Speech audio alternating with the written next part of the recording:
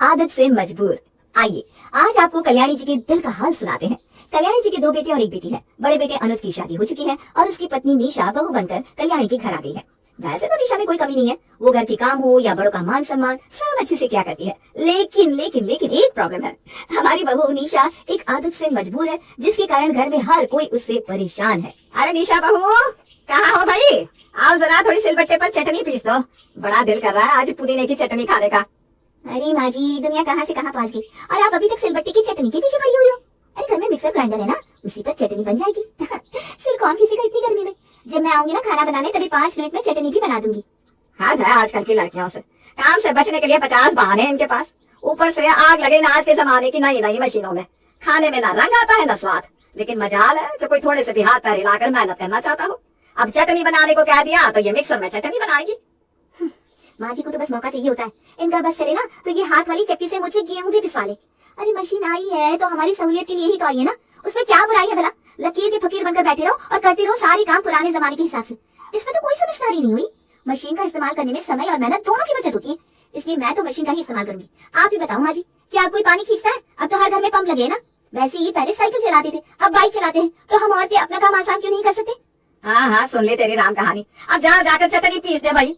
अरे जब से इस बहू के हाथ में रसोई सौंपी है, हम तो अच्छा खाना खाने को भी तरस जाते हैं। चटनी बनाने को कहो तो मिक्सी में घोट कर रख देगी, दाल बनाने को कहो तो कुकर में सीटी लगा देगी। एक हमारा जमाना था, धीमी आंच पर मिट्टी के बर्तन में दाल पकाते थे और दाल में जब मिट्टी की सौंधी महक मिलती थी तब जाकर आता था असली स्वाद।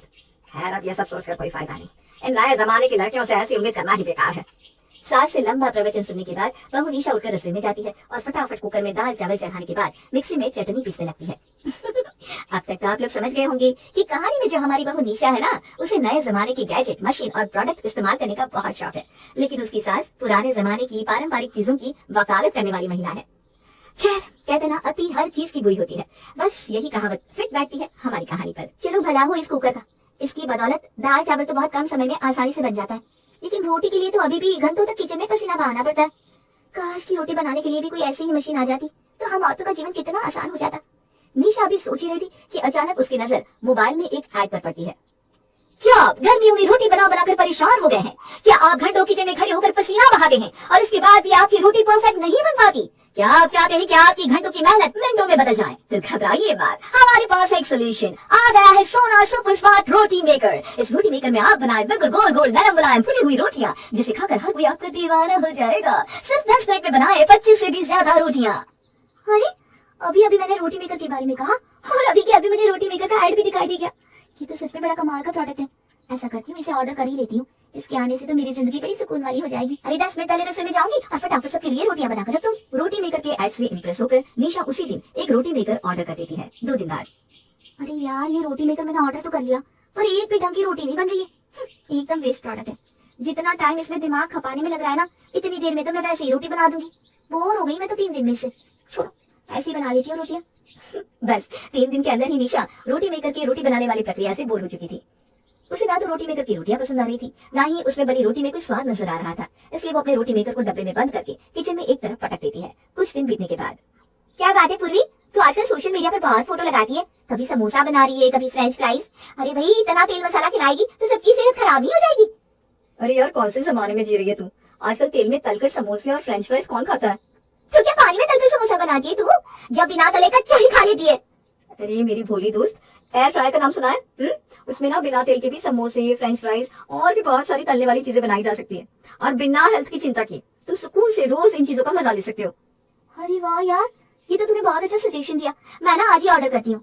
सहेली से एयर फ्रायर का नाम सुनने के बाद अब तो जैसे निशा ने जिद पकड़ ली थी कि वो भी एयर फ्रायर लेगी और बिना तेल वाले समोसे बनाकर घर में सबको खिलाएगी। पति अनुज के मना करने के बाद भी निशा एयर फ्रायर ऑर्डर कर लेती है और खुशी खुशी उसमें बनाने के लिए समोसे रख देती है। ये कैसे समोसे बनकर तैयार हुए हैं? इतने सख्त सूखे सूखे समोसे कौन खाता है भला? अरे समोसा खाया और उसमें घी का खस्तापन ना दिखाई दिया तो क्या खाक समोसा खाया? ऐसे सूखे सूखे समोसे खाने से तो अच्छा होगा मैं समोसा ही ना खाऊं। ये दम बकबके और बेस्वाद बने हैं ये। मुझे तो वो घी में डूबे हुए समोसे ही अच्छे लगते हैं, चाहे कोई कुछ भी कहे। मुझे नहीं इस्तेमाल करना एयर फ्रायर। 2-3 डिशेस पर एक्सपेरिमेंट करने के बाद निशा ने एयर फ्रायर को भी पैक करके रसोई में एक तरफ खिसका दिया। अरे यार मैं इतनी डाइटिंग करती हूँ, लेकिन उसके बाद भी मेरा पेट कमर से बाहर लटका जा रहा है। अब तो सारे कपड़े भी टाइट हो गए, क्या करूँ समझ में नहीं आता। अरे भाभी आप ना ट्रेडमिल खरीद लो, उस पर खूब दौड़ लगाना, फिर देखना आपका पेट कैसे अंदर हो जाता है। तू सच कह रही है? ट्रेडमिल खरीदने से मेरा पेट अंदर हो जाएगा?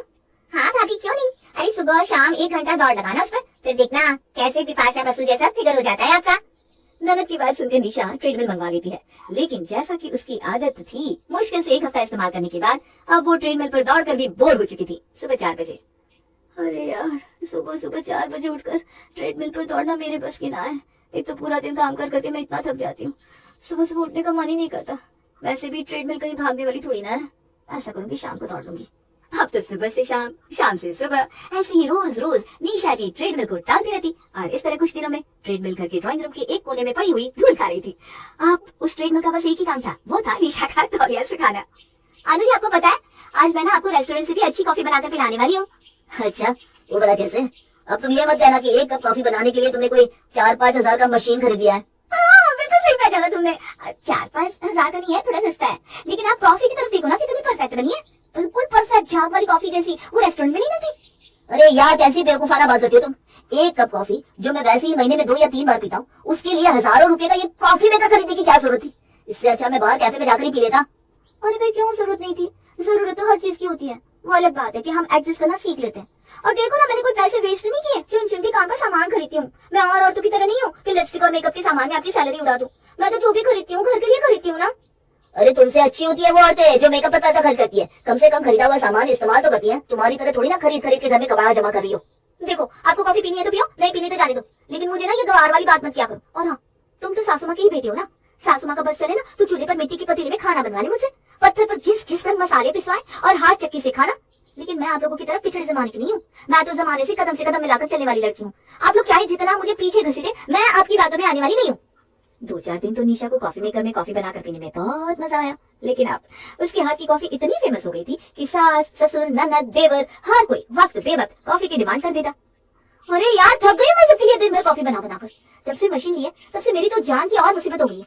दिन में 4 बार इस मशीन को अनपैक करो, फिर कॉफी और शुगर डालकर छाप बनाओ, उसके बाद दूध उबालकर मिक्स करो। इससे अच्छा तो मेरा पुराना कॉफी बनाने का तरीका सही था, एक ही बार में दूध गर्म करो, उसमें कॉफी का उबाल लगाओ और बन गई कॉफी। अरे छाप वाली कॉफी पी पी कर बिगड़ गए घर में सबके सब।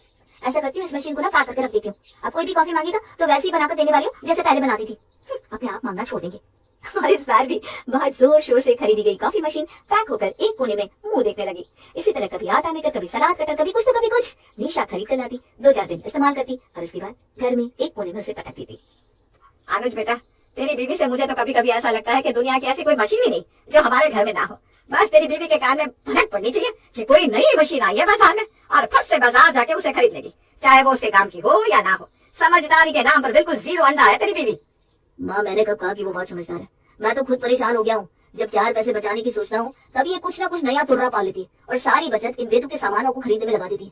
कभी कभी तो मुझे ऐसा लगता है इसकी खरीदी हुई ये सारी मशीन बेच दो ना तो 6 महीने का घर का खर्चा निकल जाएगा।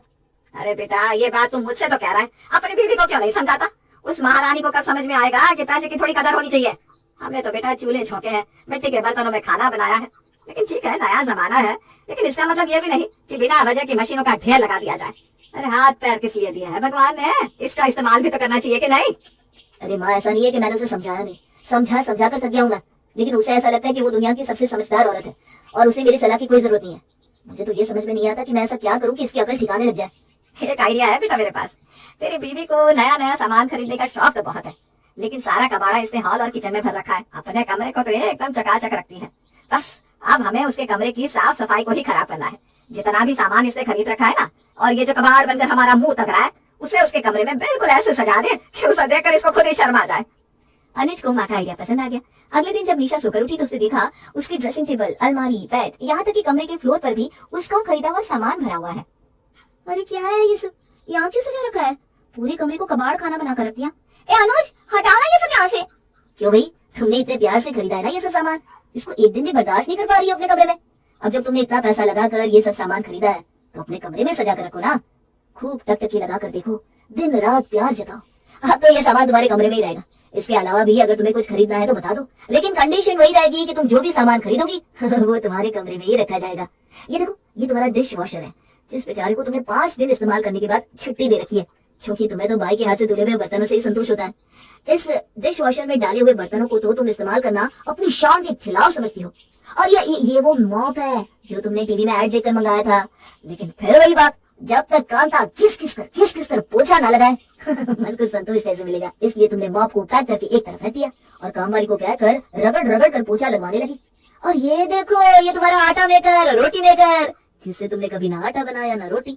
और ये देखो, ये ऐसा है, ये तुम्हारी ट्रेडमिल, और ये कॉफी मेकर। अरे बस ना, मैं समझ गई अनुज। अरे बस क्यों, अभी तो बहुत कुछ बाकी है। अरे रुको ना, मैं तुम्हें एक बार याद दिला देता हूँ, शायद तुम भूल गई होगी। अब रोज रोज नया सामान खरीदती हो कब तक याद रखोगी। बस करो अनुज, मुझे अपनी गलती का एहसास हो गया है। मैं समझ गई हूँ कि मैंने बहुत पैसा बर्बाद किया है, लेकिन अब मैं वादा करती हूँ आगे से ऐसा कुछ भी नहीं होगा। मैं सोच समझ कर ही खरीदारी करूंगी, और हाँ, खरीदने से पहले आप लोगों की सलाह भी जरूर लूंगी। चलो, आखिरकार ऊंट पहाड़ के नीचे आ ही गया। चल बेटा, कोई बात नहीं, लाखों रुपया गंवाने के बाद ही सही, कम से कम तुझे अकल तो आई। 2 दिन बाद, अनुज, मुझे ना 15,000 की जरूरत है, दो ना। 15,000? क्या करोगी तुम इतने पैसों का? और तुमने तो प्रॉमिस किया था ना, अब से तुम कोई भी मशीन, गैजेट, अप्लायंस नहीं खरीदोगी। हाँ बाबा, मैं घर के लिए कोई मशीन नहीं खरीदने वाली हूँ, लेकिन तुमने कहा था ना कि मुझसे अच्छी वो औरतें होती हैं जो ब्यूटी प्रोडक्ट पर खर्च करती हैं। तो बस मैंने सोच लिया कि घर की ग्रूमिंग तो बहुत कर ली मैंने, अब मैं अपनी ग्रूमिंग पर ध्यान दूंगी। इसलिए ना मैंने ये hair dryer, hair straightener, hair colour, makeup kit ये सब ऑर्डर किया है। तो ये तुम्हारा हेयर ड्रायर और हेयर स्ट्रेटनर 15,000 का आएगा? नहीं, मैंने पूरा किट मंगाया ना, तो पूरी किट तो 25,000 की थी और 10,000 पहले से मेरे पास थे, बस 15,000 कम पड़ रहे थे तो तुमसे मांग रही हूँ। अरे दो ना, मेरा कैश ऑन डिलीवरी पार्सल आता ही होगा। निशा की बात सुनकर पति अनुज ने अपना माथा पीट लिया था, क्योंकि उसे समझ में आ गया था कि उसकी बीवी सुधरने वालों में से नहीं है, क्योंकि वो तो है आदत से मजबूर।